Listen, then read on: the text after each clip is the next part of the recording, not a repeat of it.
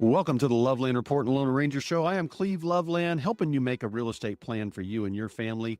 Alongside Bruce Woodburn, the Lone Ranger, we're going to talk about rates. We're going to talk about the market. We're in the summer selling season.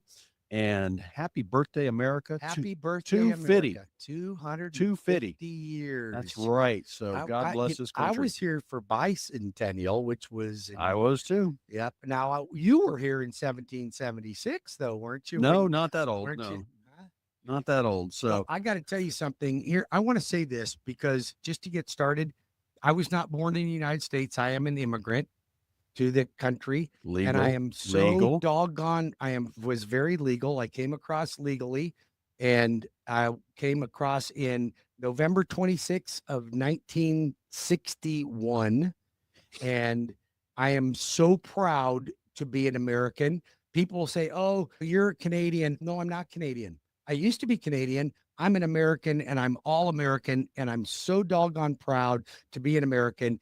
And I want to say, anybody out there that's a hater of this country, please go somewhere else. Yeah, just leave. Just go somewhere else. Pretty simple. If you don't like it, All we right. will love this country. Let me dive into our top three today. I want to talk about negotiation mistakes. The number one negotiation mistake, side hustles. What to do. Is this a good thing or a bad thing when your agent's got a side hustle? All right.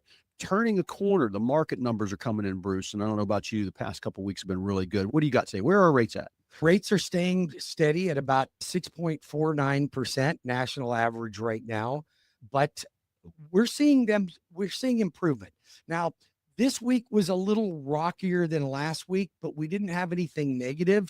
We had a couple of days that were a little frightening because there was some bond sell-offs, but overall, we're maintaining where we are, but we're seeing more activity picking up in the market. I was listening to a commentary from my financial planner on Warsh, the Fed chair, and it was really interesting because they said literally he gave his point of view, but they didn't expand on it with a big, long press conference and all this data and all their opinions. They said, here it is, deal with it and let the market go.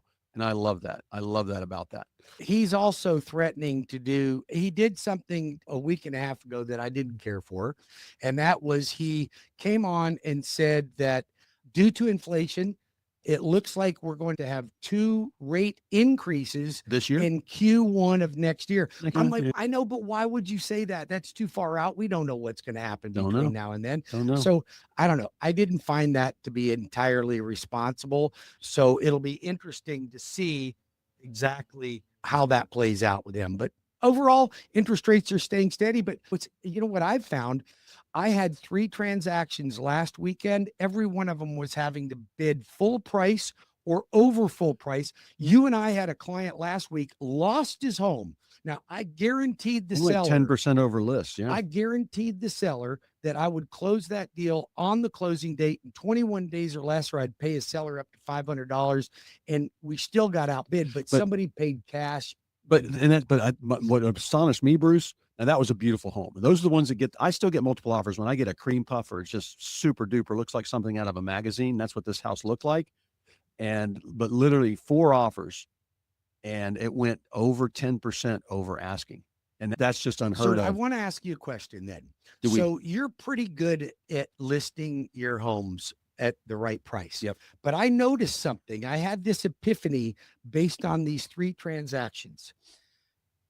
If you list a home priced right, conventional wisdom for the buyer is to negotiate. And when the seller says, no negotiation, this is my price, the buyer doesn't feel like they're winning.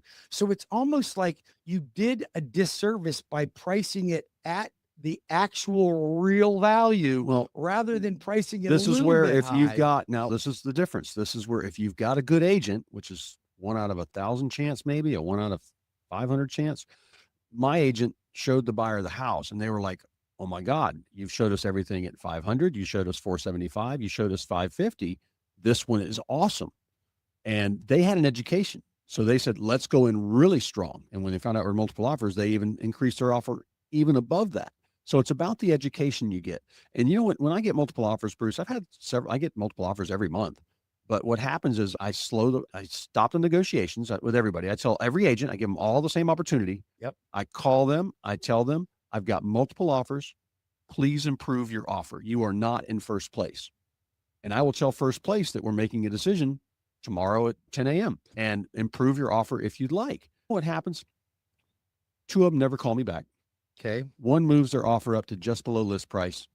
And usually the first offer, which might have been list price or they're a little bit above, they stick where they're at. So I haven't had the bidding wars we had during COVID, which was unconventional with interest rates at 3%. But I think it's just important. You need an agent that will get you to negotiations. And the number one thing about negotiation mistakes, I was going to cover that as part of this segment, getting emotions involved. And so a buyer can't be all mad because the seller didn't negotiate. It's up to the agent to say they are priced really well. They can't pay 6% of closing costs and give you full price. You have to go over that. You got to know your numbers. But when you get your emotions involved, and it's funny, my emotions get involved. I'm always very nice, but my emotions get involved when I don't get a call back. I text, I call, I leave messages. I don't get a call back. That's just unprofessional. It is unprofessional. And I don't want, and so I get you shouldn't be emotional in negotiation, but people are emotional because they have an emotional attachment to the prop. They see something, and the people that know the price that a house should sell for are the ones that have been shopping and went, that's a good deal, because I've looked at 8 other homes before it in the same area, and none of them stood out like this one. They'll recognize it. And one good thing, I sit down with my sellers. This is something else. If you're listed right now and you haven't heard or seen your realtor in months, I sit down with my sellers every couple of weeks, Bruce. And what I am seeing is I went to one last night in Oviedo. It's 875,000. And we looked at, and when I checked what was around them, I try and do the same market analysis every time I go and see this house is 875. And I looked at everything that is sold in the past 3 weeks. The number of sales had picked up tremendously as far as going pending. So summer sales season. That's right. The number of homes active around them. Now they were at 895. We adjusted our price to 875 because we had slow activity. We only had one showing per week and no offers. So you dropped it. But I was looking at the ones that sold, and it showed us most of them had either a little more square footage, an extra garage. They were 10 years newer, a little bit better than ours, but about the same home, maybe same square footage or maybe a little less. But they were a little bit more updated than ours. But I showed them that. But what I saw was less inventory and more sales. That's what we need for inventory to click down. Next show, next week, I should have June's numbers to tell us where inventory's at. And numbers from around the country are coming in saying that things have gotten busier. There is less inventory and the number of sales is picking up, which I am seeing. But you can't be pigs get fat, hogs get slaughtered. Absolutely. You've got to have your agent needs to know. Like I had an offer on a house and both sellers were like, no, we need to stick to full price. I said, we've only had 2 people through in 2 weeks and this offer, and it was pretty close to list price. I'm like, we should counter close to this number.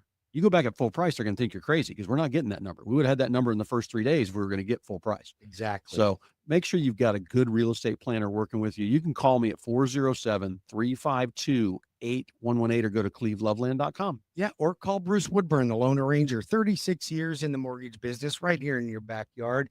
I'm a direct lender. I'm not a mortgage broker. I can broker, but I choose not to only because I've got better products than mortgage brokers have, and we have more control of the transaction. So you want a great mortgage, find the mortgage company that has all the products, has the service, and cares about their clients. That would be the loan arranger at CrossCountry Mortgage. 407-250-9144 or webringyouhome.com right here in your backyard. Check out all my reviews, my Zillow reviews, my Google reviews. All of it's up there for you to see, 5 stars. And I want to make sure that my team is here to take great care of you. I've had 2 transactions this week that were delayed or blown up because the client that was before my client, they were buying my client's Domino house. effect. Yep. Domino effect. My deal got derailed because that mortgage broker did not have their act together. 2 of them. And my buyer almost lost the deal because the people they were buying from were done. I think like, I'm fed up with this. I think most mortgage brokers that I've run across are the kind of guys that wear pajamas out in public. I don't know what they are, and I don't care. All I'm telling you, if you're listening to this, they don't have any control. So why are you putting your biggest asset in somebody's hands that can't actually control the transaction? I'm direct. I'm in all 50 states. I've got every loan program you could possibly need, and some you've never even heard of. And we do personal consultations with every single client. We find that it's better that way. They're more educated. They're smarter. By the way, happy birthday, America. Happy birthday to all of you out there. If you do have a need to buy, sell a house, refinance, pull cash out, call Cleve. He can help you when it comes to the purchase or sale of the home. He's got a 50-point checklist. He's got the experience, and by God, he'll tell you what you need to do to get your home ready to sell. In my case, he entrusts me and my team to make sure that his clients are well taken care of when there's financing involved in it. We closed one this week, and I'll tell you what, that was like dragging the cat to the bathtub. It was a challenging transaction. But you got it done. It was a repeat client of mine, but I knew it was challenging. We self-employed. There was a lot of crazy things going on with it, but we got it to the finish line.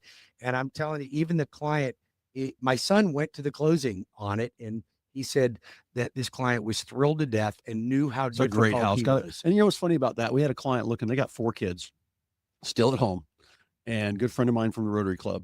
And we were looking all over Sanford, Lake Mary, crossed the river, 10 minutes, like 7 minutes north, almost like 10% price difference, better house, just more square footage with a pool. And the pool was like a bonus. Everything else he looked at had no pool, same square footage, and got a great one in a great gated neighborhood in that area. So and like I said, you want to help making your real estate plan, give me a buzz. How much time we got, Bruce? We got about a minute and a half.